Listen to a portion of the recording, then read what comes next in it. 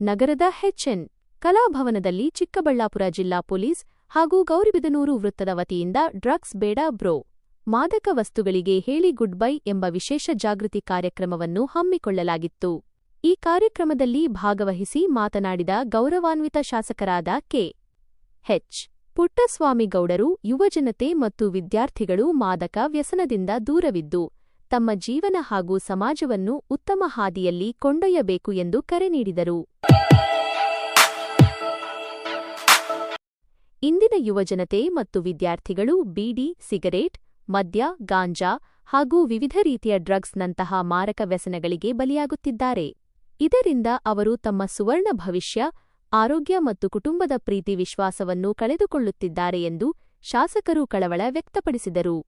ವಿದ್ಯಾರ್ಥಿಗಳು ದೇಶ ಹಾಗೂ ಸಮಾಜದ ಜವಾಬ್ದಾರಿಯುತ ಪ್ರಜೆಗಳಾಗಲು ಉತ್ತಮ ಶಿಕ್ಷಣ ಪಡೆಯಬೇಕು. ಅಷ್ಟೇ ಅಲ್ಲದೆ ತಮ್ಮ ಸುತ್ತಮುತ್ತ ದುಶ್ಚಟಗಳಿಗೆ ಬಲಿಯಾಗುತ್ತಿರುವ ಸಹೋದರರಿಗೆ ಮತ್ತು ಸಾರ್ವಜನಿಕರಿಗೆ ಜಾಗೃತಿ ಮೂಡಿಸುವ ಕಾರ್ಯವನ್ನು ಪ್ರತಿಯೊಬ್ಬ ವಿದ್ಯಾರ್ಥಿಯೂ ಮಾಡಬೇಕು ಎಂದು ಶಾಸಕರು ಕಿವಿಮಾತು ಹೇಳಿದರು. ಕಾರ್ಯಕ್ರಮದಲ್ಲಿ ಭಾಗವಹಿಸಿದ ಗಣ್ಯರು, ಈ ಜಾಗೃತಿ ಅಭಿಯಾನದಲ್ಲಿ ಹಲವು ಪೊಲೀಸ್ ಅಧಿಕಾರಿಗಳು ಹಾಗೂ ಪ್ರಮುಖರು ಉಪಸ್ಥಿತರಿದ್ದರು. ಕೆ. ಎಚ್.